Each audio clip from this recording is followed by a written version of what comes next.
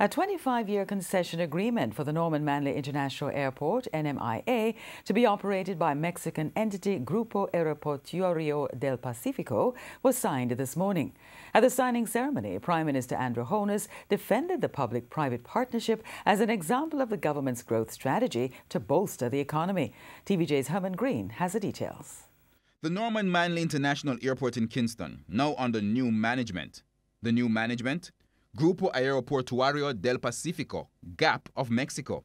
According to the Development Bank of Jamaica, GAP won the bidding process ahead of 3 other bidders and was subsequently approved by the cabinet last month. For Prime Minister Andrew Holness, the entity's experience speaks volumes. GAP is no stranger to the airport business. My understanding is that you would now have 12 international airports under your management. This would be number 13. Number 14, well, there you go. Some of them you have 50-year concessions. So it is important that the Jamaican public understands that the people who will be managing the airports are airport specialists. One important note, however, of the 13 international airports managed by GAP, 12 are in their home country, Mexico. The 13th is Sangster International Airport in Montego Bay, St. James. So, what does this new partnership mean for Jamaica?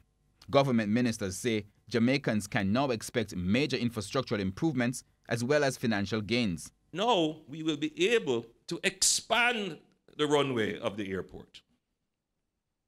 An infrastructure investment that the government itself could not undertake.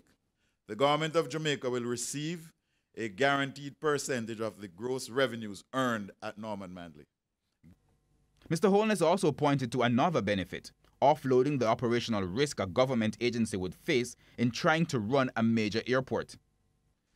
An agency could run into problems. It could run up debt. And ultimately, who would be responsible for that? It's you, the people of Jamaica, which we have seen happen with several public enterprises. Again, because government sometimes are not the best people to provide some of the services that these enterprises are providing. Under the agreement, there is an option to extend the partnership by 5 years after the initial 25 years have elapsed. But what if GAP fails to deliver on their side of the deal? But were that not to happen, God forbid, the government will follow the legal process and the regulatory process to enforce. Herman Green, TVJ News.